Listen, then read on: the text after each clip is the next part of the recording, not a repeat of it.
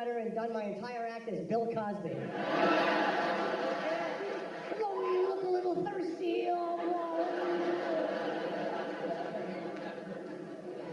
A bit of good news for any Cosby fans. He actually does have a new show coming out. Women make the darndest accusations.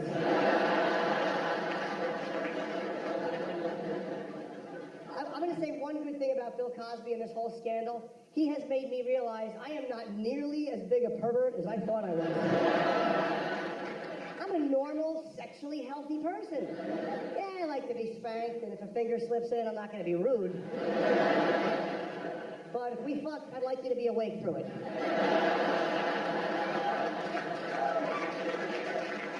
And if you do fall asleep, I want it to be out of boredom, like all the other ones. What a ghoulish story, man. I mean, it's really hard for any of us to kind of fathom that this guy who we've loved for all these years could be guilty of this stuff. And I understand the instinct to defend somebody who hasn't been convicted in court, but there's a lot of accusations. And Felicia Rashad came out and defended him. And it's always interesting to see the TV wife defend the TV husband of real-life rape charges. Because she would know. Obviously, he would have told her. She's like, I saw him every Monday morning and he didn't talk about that. So what did you do all weekend? Like he was going to go, I was raping you. The girl fell asleep with Zacatone's arms.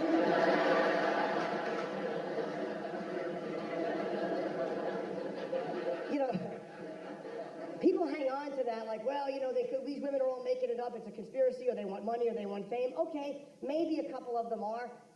But, you know, 20 women? I mean, that's over 20. That's 2 football teams of women. That's like if the Cowboys were playing the Packers and they both stopped at the same time and looked at the referee and said, Bill Cosby rapes me.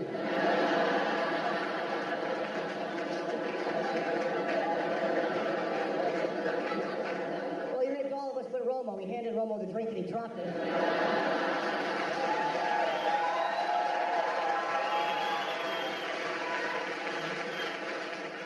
There's just a lot of people to be lying about the same thing and in the same way. So let's play devil's advocate. I mean, I'll even say, okay, just to appease those people, let's say half the women are lying, which I don't think they are. But let's just say half are lying. That means he still raped at least 10 or 11 women. I don't want to say that's an impressive number. Like, you hear that, you never want someone to see you going, ugh. But if you're a rapist, you're tipping your cap to Bill Cosby. He's the Bernie Madoff of rapists. He never had that self-hating moment of clarity. Like, were there no mirrors in any of these rooms? Like, did he not once look up in the mirror as he was having sex with a sleeping woman?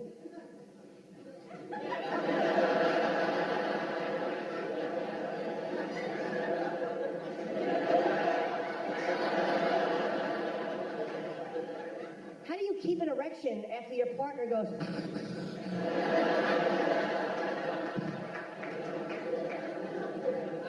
That moment of self-recognition and self-hatred is kind of healthy. I've had that moment alone. There's been times where I had to power down and turn off and close my laptop while I still had cum all over myself. Because the last thing I need is to trip and kill myself as I'm duck walking to the bathroom. And then the coroner has to come in and he backtracks and he realizes what I was watching when I died. This was no murder, sir.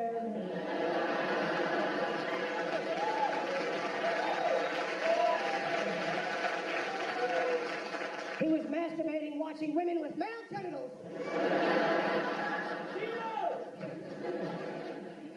You know, it's been kind of a sad time for comedy. Let's be real honest. I mean, with our iconic comic heroes, this horrible thing about Cosby, you had Robin Williams die, you had Joan Rivers die.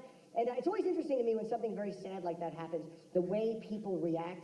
And inevitably, there are people who just have to make it about themselves.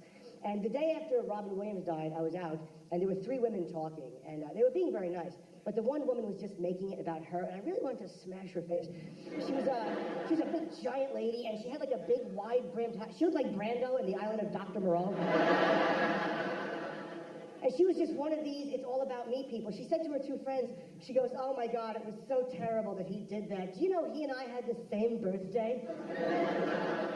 And I wanted to ask her, where do you expect this discussion to go? Like, the people hear that, they're supposed to go, oh my God. I mean, for us, it's going to be hard. But how are you going to do it? Oh, once a year, you blow blow the candles out. Oh, how terrible. And then she's naming his movies, but she's getting them all wrong. She's like, oh, and he was so good in Good Hunting. And, oh, in Doubtfire, he was so amazing. He was top of the tops. And when she said he was top of the tops, I really started to think, all right, how much time would I get if I bit her face? Like, is there a way to bite her face and just tell the judge, Your Honor, she said top of the tops, I just saw Cape Fear. I got you now, bitch! And Joan Rivers sucked because it was just so sad for all of us because it was so sudden, you know, and kind of avoidable. But I guess for her it's great because that's the way you want to die. I want to die like Joan Rivers. I don't want a long, drawn-out death and tributes. 1 minute you're here, the next minute you're gone. You don't want some, you know, terrible, sad notes to be written to your family. You want your last thought to be like, wow, that nurse has weird nipples.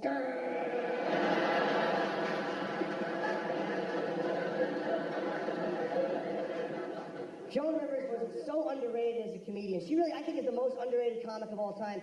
Because whenever we talk about like the top 5 or top 10 greats, you always hear like Richard Pryor, George Carlin, or Cosby, or Lenny Bruce. You never hear Joan's name mentioned. And I think she was the most brutal, and I say that with affection, the most brutal comic I ever saw perform.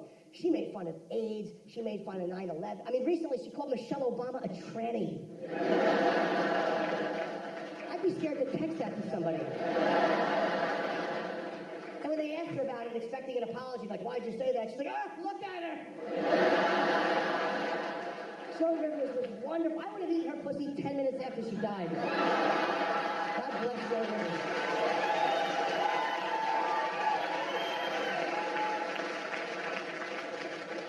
Because she never gave them what they wanted. She never said she was sorry. She was more fearless than any comic. She really was. Because they were always trying to get her to apologize. And in this era, man, that's what they do. They catch you saying something, and they hound you until you say you're sorry. And it seems like contextually, it doesn't matter what the situation is. Like, look what happened to Jonah Hill. Jonah's a nice guy. He's not a homophobe. He's being stalked by the paparazzi. The guy's hassling him. And in one stupid moment, Jonah Hill uses an anti-gay slur. And they come right after him. He's a homophobe. And he wasn't. The guy was all over him, and Jonah Hill just kind of like, suck my dick, faggot.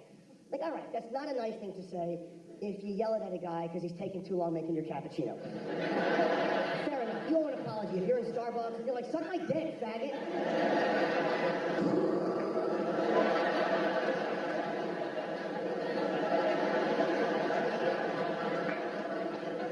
But it seems like we're now judged on what we say and not what we do, because nobody penalizes the paparazzi. As a kid, you were always taught what you say is irrelevant, and your actions are all that matters. And now we've turned upside down, and we're just the opposite way. Look at one of my closest friends, Anthony Cumia. Look what happened to Anthony Cumia.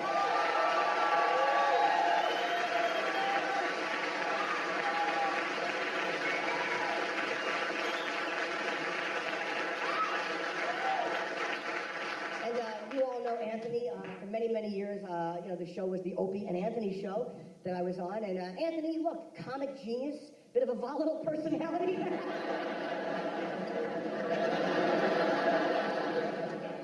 But what happened, if anybody's not familiar with it, the reason I'm talking about it is because Anthony was assaulted in Times Square one night. He was punched in the face by a black woman, and he went on Twitter and said some racially insensitive things. And people thought she might have been a hooker, but I don't know if you saw the photo that he tweeted of her. She was not a hooker. She looked like the boat captain in Apocalypse Now.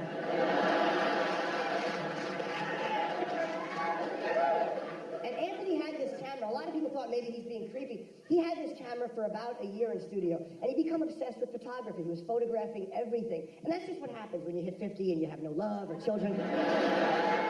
You photograph things just so you have something to show people when they come to the house, other than empty beer cans and Xanax prescriptions. And I'm not knocking Anthony. I'm 46 and I'm eyeing up cameras. I'm right behind him. But he photographed, this black woman was walking in, and she was in the photo, and I guess she might have thought he was being creepy. I don't know what her situation was, but she came back and she's like, you white motherfucker, and she belted him in the face about 10 times. And Anthony didn't hit her back. He went home, and I guess he thawed out. Like sometimes in assault, you thaw out after a little while. And he went on Twitter, and you know, he kind of went on a rampage. And he said some shit that I wish he would have rephrased. You know, like, I wish he would have called me first and run them by me. I would go, well, that's fine, no, that's fine, no.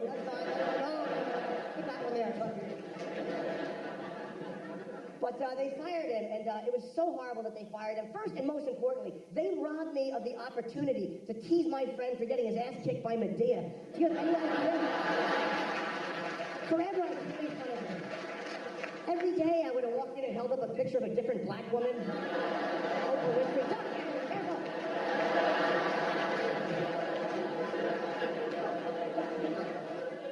And, the problem was the press just ran with it, and they're so predictable. They always take the easy narrative. Like, I wish for once they would really just go the extra mile and take the proper angle on it, because, the big story is shock jock says inappropriate things. How about the story being shock jock is assaulted but reacts non-violently? Why wasn't the non-violent reaction part of the story?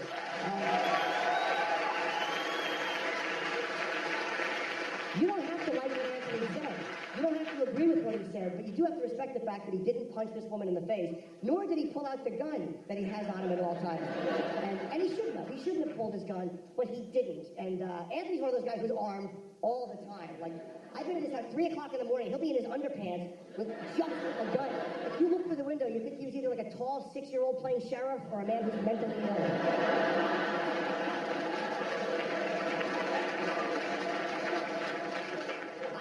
Jacuzzi with him at 3 o'clock in the morning, just me and him, as friends. And he has a gun within arm's distance outside of the jacuzzi. And at one point I said to him, like, dude, is something gonna happen here that I'm not aware? Like, you can all of a sudden point that at me, I'm like, oh, good dog.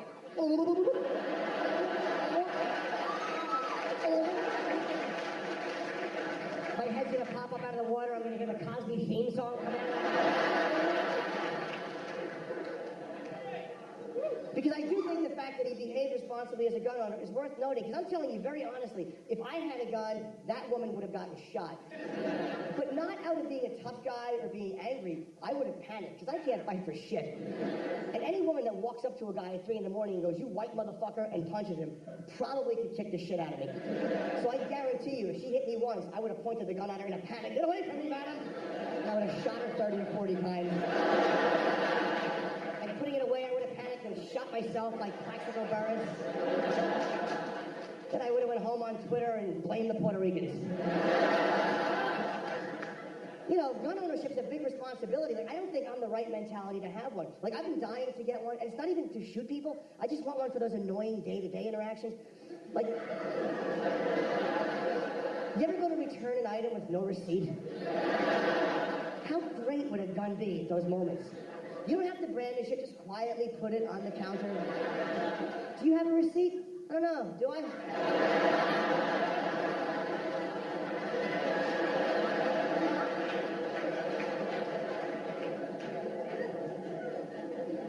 And the thing you got to be careful about is you never know who's armed. Like, Anthony behaved responsibly, but not everybody does. There was a guy in Florida shot and killed for texting in a movie theater.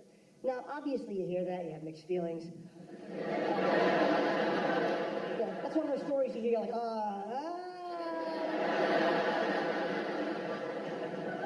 And the guy who got shot was in his 30s, and the guy who killed him was a 71-year-old retired police captain. You can't find a crankier human being than a 71-year-old. But I get all you guinea hoods locked up. And I'm not saying the young guy deserved to get shot, but I think he read the situation wrong. Because they started to argue, and it got very, very heated. Now, first of all, in fairness to the old guy, old people suck with technology. He probably had no idea. He saw the glow of the cell phone and, "Hey, the man's got plutonium!" Shot his pants. But they started arguing, and it got very heated, and then the old guy shot him. If you're in your 30s, and you're having a really nasty argument with a very old man, and the old man's not backing off, find out what he used to do for a living. Because there's a reason he's not backing off. So at one point, just go like, "What did you used to do?" And if he's like, "I was a baker," then kick the shit out of him. But if he says, "I was a police officer," say, "Thank you for your service."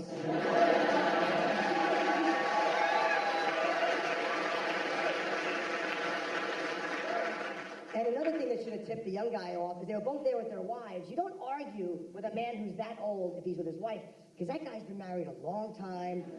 He's looking for a way out. Shooting you does not represent dying alone in prison. It represents a 30-year vacation with better food and more sex.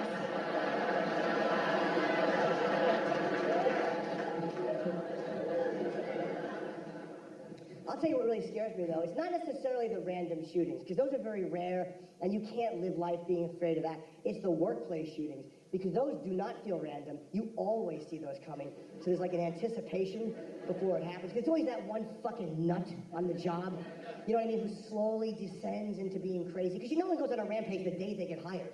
You know, it's never like, welcome aboard, let me show you where the break room is. I'll never need it. By the way, is that the worst impression ever of pulling a gun? Who the fuck's Rosin? If I ever wonder why I don't get acting work, remind me of, you know, all right, Jim, you're a bank robber. Okay, give me your money, see? What the fuck are you doing?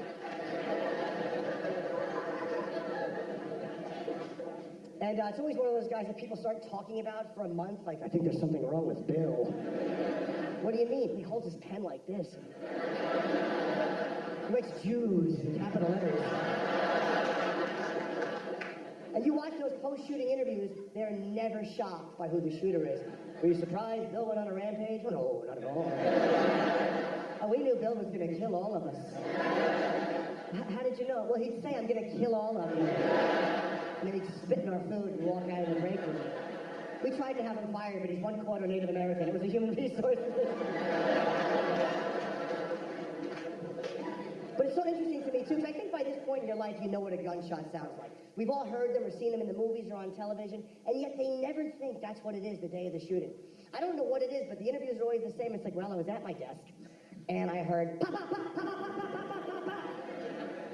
And I thought it was firecrackers. So I went out into the hallway, and it was Bill. And he was wearing army fatigues, which I thought was odd, because he's an attorney. And he was pointing something at people who were sleeping on the floor with cranberry sauce on them. I said, Bill, what are you doing, Bill? Like, I understand you're in shock, but Jesus, fucking firecrackers? When's the last time you had your workday disrupted by fireworks? We saw that story on the news. It was like, well, I was at my desk and I heard pop, pop, pop, pop, pop. What happened? Edna turned 75. We threw firecrackers into the office. She screamed because she broke her femur jumping up and happening. Well, what was all the help? Oh, nothing. We're just going to teabag until the ambulance gets here.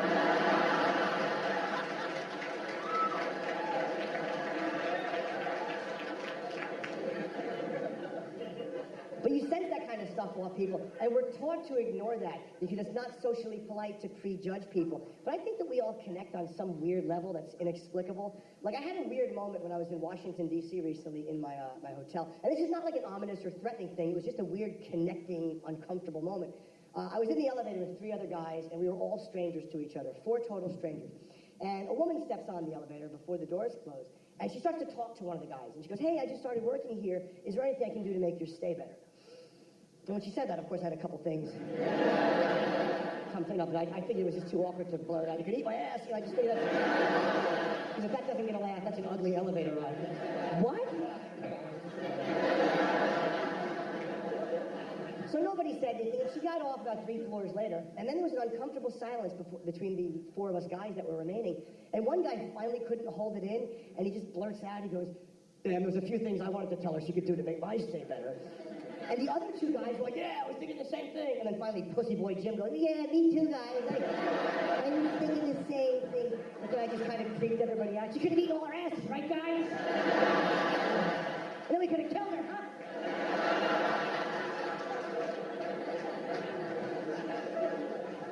Now, that's not an ominous or scary thing, but the interesting thing to me was that 4 absolute strangers independently came to the exact same wrong conclusion. Because she was not being flirtatious, she wasn't being sexual, she was dressed, you know, very professionally, just trying to be nice. Is there anything I can do to help her? Like, yeah.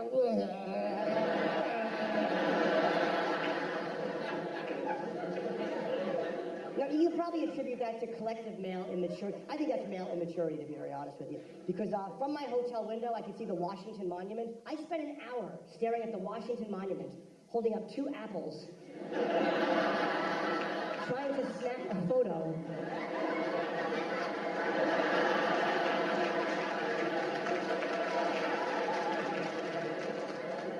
Because to every guy I know, me licking a 500-foot dick is hilarious.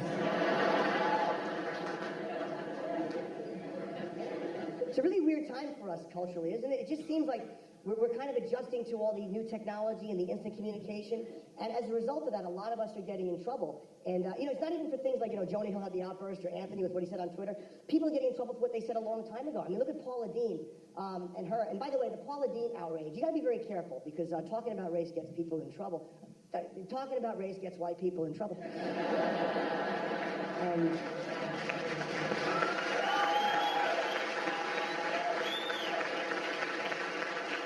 And that, by the way, that's not black people's fault. That's white people's fault. Because, most white people, I can't say all white people, but a lot of white people, when they deal with race, they don't deal with race. Their idea of addressing racism is just finding other white people to throw under the bus so they don't look particularly bad. Because black people didn't give a shit about Paula Deen. That was a bunch of fake white people going, could you believe she said the N-word? Yes. She's almost 70 from Georgia. I'm impressed she doesn't have it tattooed on her knuckles.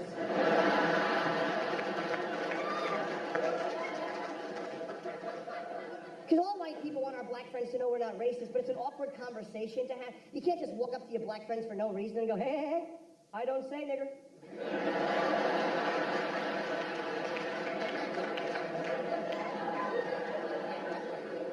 But I can show you someone who does.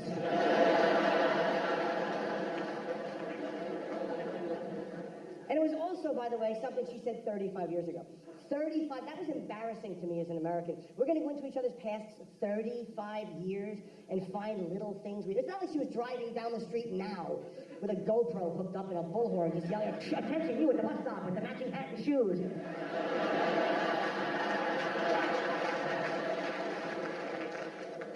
And there's like, it kind of made me cringe, like, are we really going to go over somebody's history?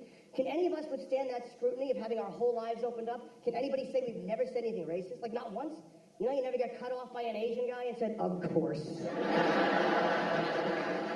Never? Like, you ever saw a Jew picking up a penny and trying to sneak a photo with your iPhone really fast?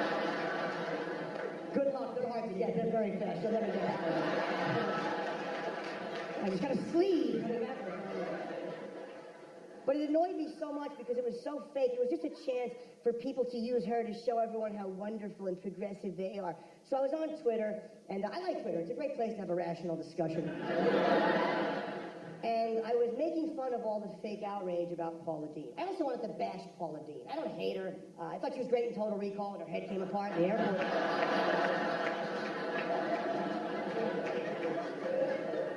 But I don't particularly like her. So at one point, after I made fun of all the fake outrage, I tweeted, by the way, just for the record, I do think that Paula Deen is a fat, irritating cunt. I know that sounds really harsh, but I put a little winky face and a smile. It was cute. And you can never give a shit if somebody gets upset, because no matter what you say publicly, there's always one person who wants to step in the line of fire on purpose just to get upset so they get a little attention for themselves. So this big fat lady on Twitter gets mad at me because I used the word fat.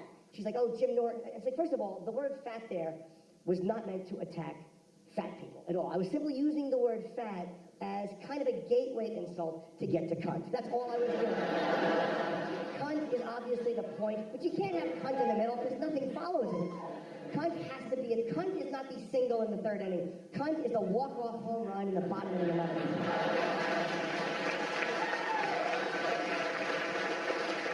You know what you say after cunt? Ta-da!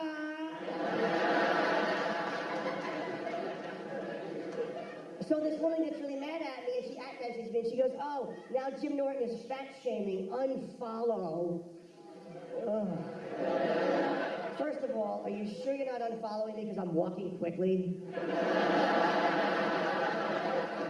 And second of all, can we stop with these victimizing terms like fat-shaming all the time? Just because you mention a condition, it doesn't mean you're shaming victims. How come nobody accused me of fat-shaming the first 20 years of my career when all I did was attack my awful torso on stage? I made a living for 2 decades mashing first of all, I was 30 pounds heavier, and it was not evenly distributed. It was like between my pubis and my weak chin, like a little bag of placenta. I would call myself an ugly, unfuckable amoeba. Patrice O'Neill said, Jim Norton looks like any container you pour him in.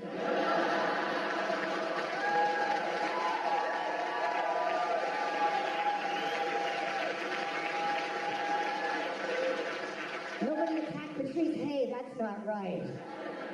You know, I used to do a joke in my act where I talked about taking a dildo and duct taping it between my almost C-cup breasts and killing myself with a gun on New Year's Eve.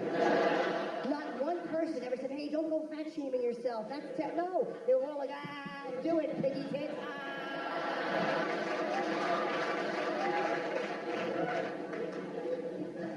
And the weight loss, it's funny because I have dropped the weight, and there's still. Would I be really annoying if I got cocky after I said that and just trying to?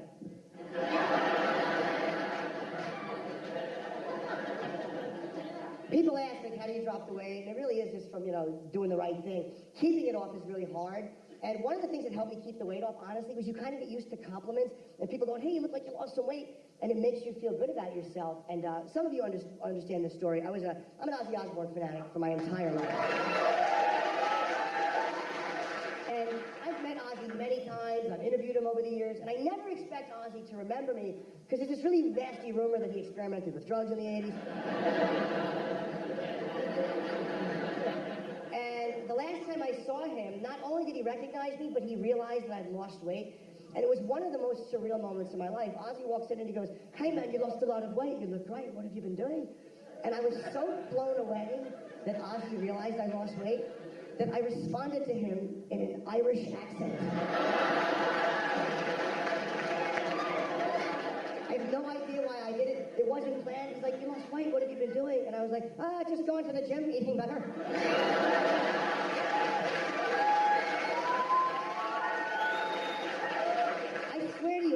Hey, if Ozzy compliments you, pretend you're from somewhere else, I just lifted up you weight, smart.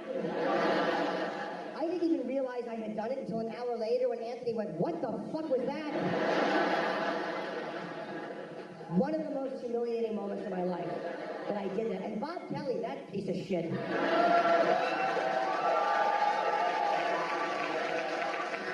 If Bob gets hit by a bus tonight, it won't be soon enough. He couldn't have been happier. He had that audio on his phone. He was playing it for people who didn't even know who the fuck I was. Dude, listen to this fake piece of shit, Jim Norton, dude. He doesn't even know who he is, dude. It's fucking Ireland.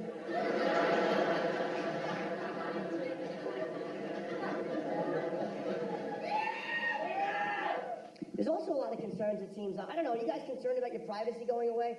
It really does seem like that's been a big topic of conversation for the last 2 years, is that our privacy is being taken away. No, it's not. It's being given away by us. And it's not Big Brother. It's not the government. We're snitching on each other. We are tattling on each other. We're the one taking each other's private information and uploading it and giving it to the newspapers. That's us. Donald Sterling was a great test of how much do we value privacy in this country. And we failed miserably. We failed miserably because he's not a likable guy. And you can't judge privacy by whether or not somebody is likable. I wish they would have caught him committing a crime. He didn't deserve to lose $1 billion franchise because he said nasty shit in his house. Like, wouldn't it have been better if they caught him in a pedophile sting? Wouldn't that have felt just something like, bring in those kids, I'm gonna fuck them all. But only the white ones, I don't fuck black ones, I only fuck the white ones. Then people could sit around and go, he's a racist.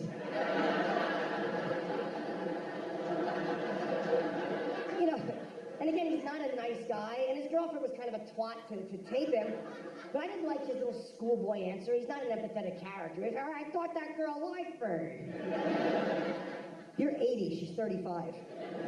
If she's fucking you, it's for your money. And I'm not knocking that arrangement. That encourages me to work hard and save my money and be somebody. So when I'm 80, I can fuck a 35-year-old. But I'm not going to be delusional about it and think she's into it. Like, what do you think, that's her fetish? She wants your rotten, silly, putty dick jammed into her? Yeah, I'm going to give it to you slow. And his dementia kicks in, he just stops. She's got to yell at him, Donald! Who are you? You've got an Adam's apple and a visor. This is on her leg.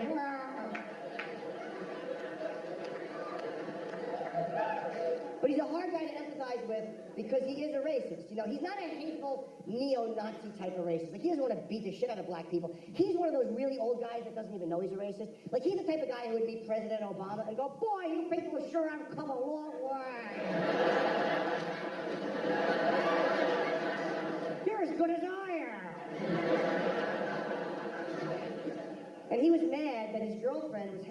all these world-class athletes and posting the pictures on social media, probably because his friends were giving him shit. And on the tape, there's that one funny moment where she like has a picture with Magic Johnson, and he yells at her for it, and she's like, "Why haven't you admired Magic Johnson?" He's like, "Well, you can admire him, but do it privately. You could bring him over here, you could feed him and fuck him. Just don't post it on Instagram." You're encouraging her to fuck Magic Johnson? Donald, perhaps you haven't heard.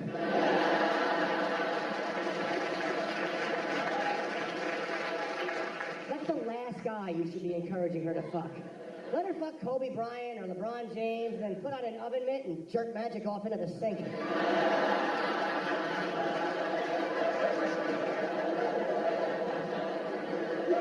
Guy's a billionaire. He has a 1980 Forrest Gump understanding of AIDS.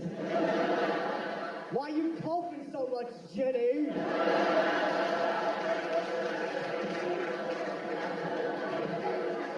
You look really fan. Boy, him and Lieutenant Dan did really great with the ladies. Forrest, this is my fat Asian wife, Susan. We did really great with the chicks. Your wife weighs 40 pounds, and my wife looks like the guy who sang Gangnam Style.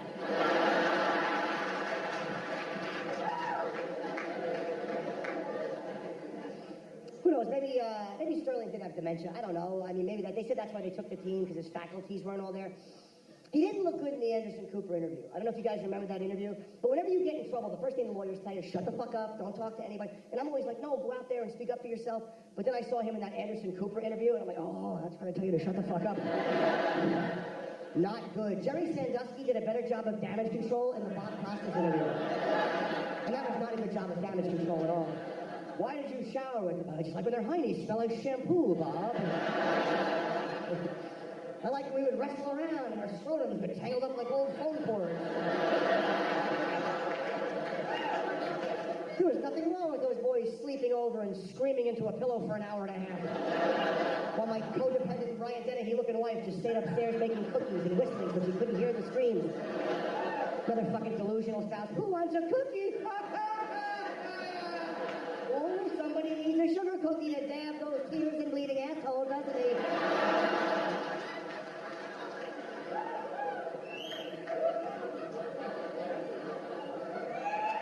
So look, maybe his mental health wasn't good, because Sterling, it seemed like that Anderson Cooper interview was going okay, and then it just went off the rails very suddenly. It was really bizarre. They were talking, and out of nowhere, Sterling goes, "And what has Magic Johnson done that's so great?" And you can see Anderson Cooper was actually thrown by this. He's an entrepreneur. He started a lot of businesses. And then Sterling just blurts out, "He's got AIDS!"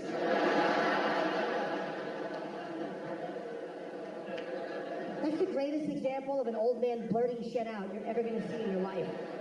That's the type of thing you expect an old guy to say when he's walking like with his ass hanging out of a hospital gown. "He's got AIDS! Putting AIDS in my Jell-O and in my orange juice."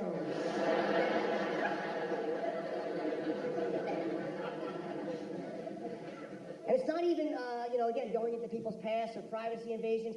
You can also get in trouble in this culture that we're in right now for giving an opinion that one segment of the population finds unpleasant. Like, we claim that we like honesty and open dialogue, and then all we do is go after people for saying shit we don't like.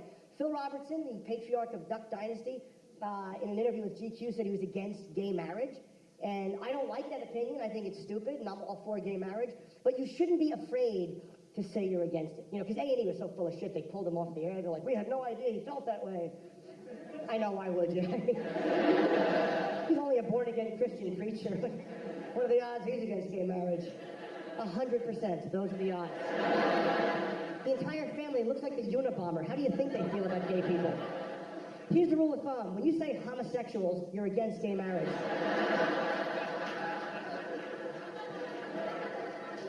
And he said something like, I'm against homosexuality, bestiality, fornication. And I understand why gay people were upset. I mean, I really do. I mean, nobody wants to be mentioned right before bestiality. I get it. I don't think gay people are being unreasonable to go, look, you don't have to love us, but could you separate us from the dog fuckers by more than a comma, you piece of shit? But he gets pulled off the air, and people were celebrating, and groups were happy, and that's a very dangerous place to be in a free society. The only group that should have been happy he got in trouble are ducks. I understand if ducks hate Phil Robertson, because that duck whistle is responsible for a duck holocaust. So I get if they're not a fan of his. And first of all, I don't hunt ducks, so I don't know anything about it. But I will say, if you have to trick a duck, you're a shitty hunter. I'm sorry. Because ducks are not dangerous animals. It's not like a bear or an alligator where it's kill or be killed. This is kill or wait a few more minutes. That's all it is.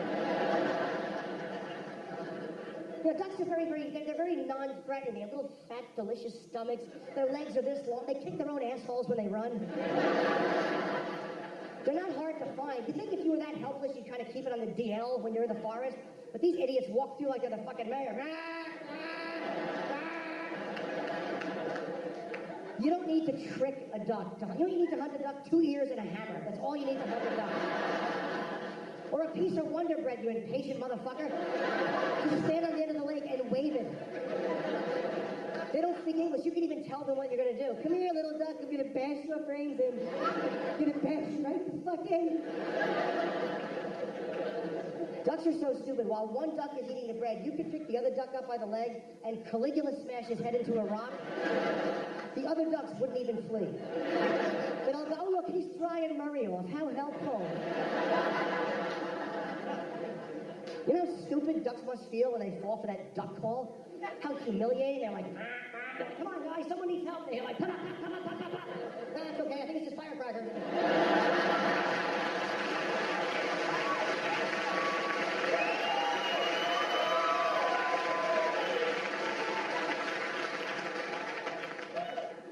It's just a very scary time for privacy and for stuff like that. And I think part of the reason we are so ill-equipped to handle everything is because we didn't understand the technology that was coming. People are getting in trouble because we're responding immediately to things. And here's why.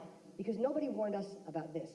Nobody told us when we were in high school. Did anybody come to you? We talked about the future. They said things like, oh, you're going to have flying cars. Or, you know, mom's going to push a button and a pot roast will show up in the living room. Ooh, good for mom.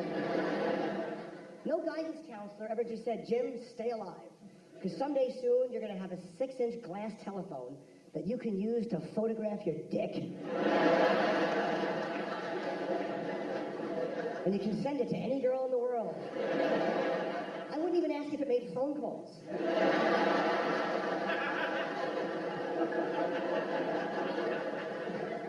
We're losing the ability to pause. Now, I have a lot of dick photos on my phone, and that's easy for me to say as a comedian. I know, like, as regular people, I have a little more leeway than you do. You know, you're a school teacher, you can't go on Facebook. Took a great cock shot, LOL.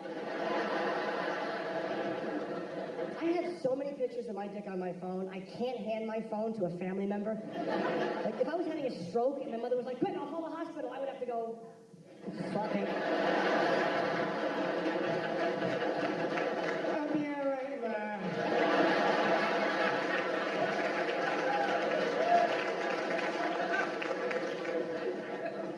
But, you know, it's so easy to ruin somebody's life. And once again, we're not punishing the people who are releasing the information, who are doing the life ruining. We're actually penalizing the people whose stuff is stolen and whose text messages and shit are posted online. Like Anthony Weiner in New York is a great example. I don't know much about his politics. I just know that people who voted for him felt that he really did what they wanted him to do. And his career is ruined because of stupid dick pictures. And people were like, he used very poor judgment. I thought he used wonderful judgment. He wasn't cheating on his wife at all. He was just talking dirt. He didn't risk disease. He didn't risk pregnancy. He didn't waste gas. That to me is an by the way, and it shows you how full of shit people are. Because how many years have we been saying, why can't we get a regular guy elected to office? That was the best shot we're ever going to have. Because what's a regular guy more than a man who gets in trouble sending a photo of his dick and then does it again? He did it again.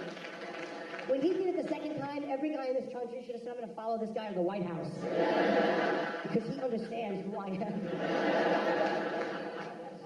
And the pictures were not good. I mean, we all saw the picture. There was somebody really that he had a towel around and he had a heart-on tenting and his body and his face. And when I saw that he had put his face and his heart-on in the same picture, I wanted to hug him.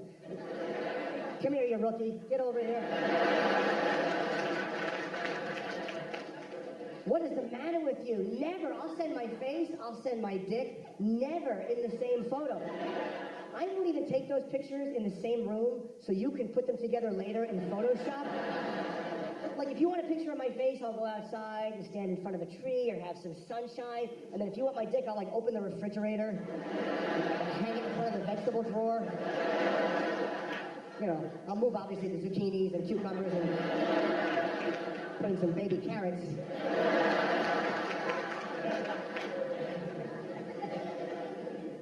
But it's easy to get in trouble because the immediacy, like, you know, we're all, you know, horny, you're talking to somebody, there's no pause anymore. You're talking to a girl, you're texting, she's like, I want to see your dick. She's like, you want to see my fucking dick? There's my fucking dick. Oh my God, I ruined my life. Oh my God, now there's pre-cum in my hair. Oh my God. I don't think we're any worse now than we used to be. Years ago, you couldn't do that because the technology didn't exist to do it. Men were the same 30 years ago, and you're in the mid-'80s, you'd be talking to a girl like, you want to see my dick? I'll show you my fucking dick. Sit tight. You'd have to go, get the Polaroid out, try to line up the shot, and your dick would never get hard for the photo. Remember the old fluff? You'd have to do the fluff, and then try to move your hand out of the way. And snap the picture on the upswing. You never got it. It was always like... And then finally, you just kind of pinch the back of the head and hold it out. It looked like a lioness holding her cub.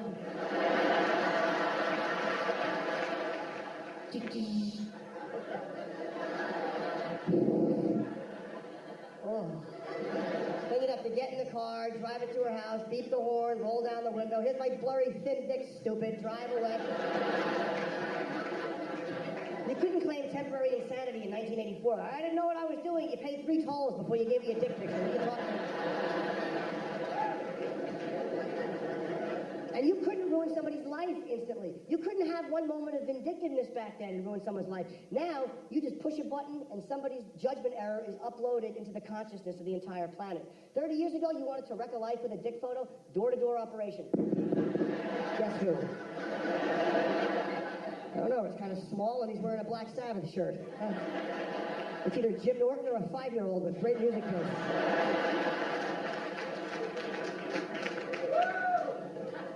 And don't get me wrong, you know, I'm not blaming technology for what we've turned into. I'm just saying the immediacy makes our decision-making, you know, a little more important. And I was a pervert long before computer. This is how long I've been a pervert. I used to rent pornography from Rite Aid Pharmacy.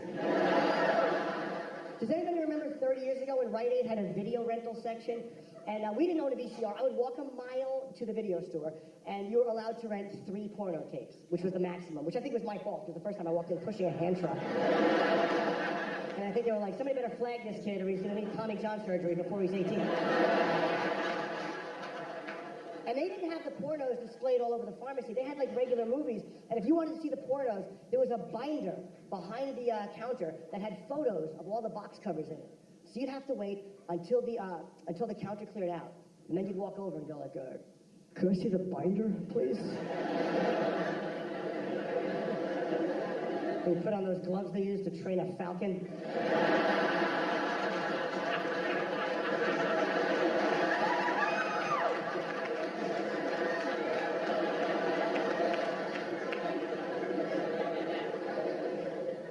And then you'd have to pick out 3 movies that you were going to watch for 2 days. So your addiction couldn't go all over the place. You had to make a decision. All right, maybe I'll get like a little girl, and maybe I'll wind up getting a little interracial porn is always good. And then you get the one you pretend you don't know is transsexuals. Just hope it's not the same guy behind the counter when you bring it back, because then you got to make up an excuse. Like, hey, I thought this was Chicks with Detectives.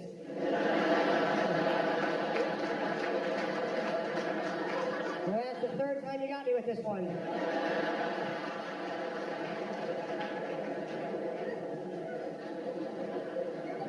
But now, man, you don't have to make decisions. You can just open one of these porn mega sites and look at anything you want. And that really exacerbates your sexual addiction. I'm not saying it causes it, but it does make it a lot worse. I want to know how many things become fetishes that guys click on just to have a laugh.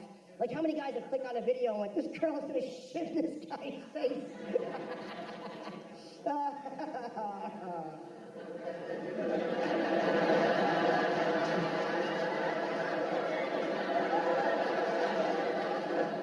for Pete's sake.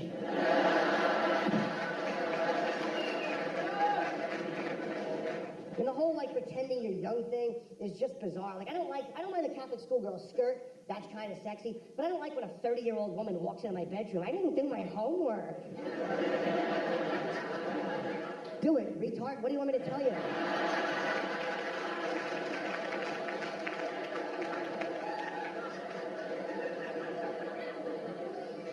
Spank me. I was late for school. Nobody gets spanked for being late for school anymore. What is this, 1953 dirty talk? Ooh, spank me. I served a Negro at the counter at Woolworths today. Update your dirty talk to the new millennium. Ooh, you brought in muffins, even though some of the kids have peanut allergies. You didn't give a Valentine's Day card to the Muslim boy. You're not all inclusive, young lady.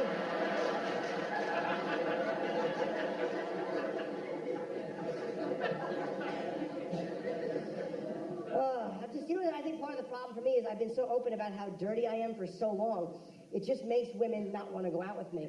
Like, any guy ever fuck with a strap on? Cool. I'll bite the bullet on this one. It's fine. I've tried. I've never actually been able to go through with it, but it's only because physically my body won't take. A lot of guys are like, what do you want? You fucked by a guy? No, at this point.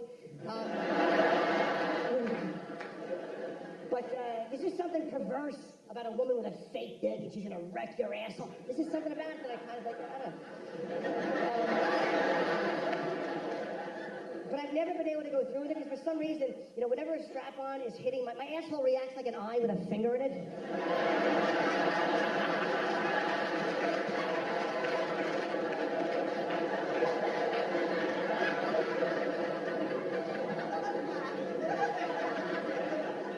And I've tried a few times, I'm finally gonna have to give up on it. The last time I tried, I was in Los Angeles with a woman, and I was laying on my back, and she's kneeling between my legs, and my legs were draped over her thighs.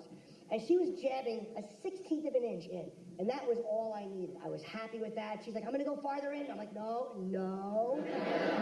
Like I'm trying not to get her to piss on the rug. No. 1/16 of an inch was fine. I'm tweedling my nipples. Oh, I'm a bitch. My poor dick was just curled up, limp and shivering like a wet chihuahua. What am I doing? Who is he? I don't know who he is anymore. What is this invader? But then she pushes it in about a half inch, which was a bad move because I'd had vegetable juice, which tends to make me a little gassy. And I told her, I'm like, stop, do not push it. No. She was going to pull it out. No. I'm like, we have a situation here. I wanted her to take off that strap on, leave it in my asshole, and go home.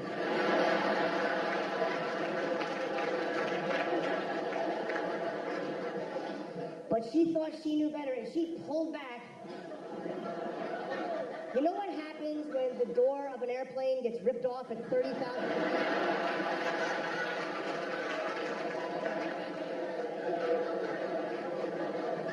Even get up because my legs were over her thighs, but she just kind of had to go back like that. I have never been prouder of myself in my entire life. But fuck her, no means no.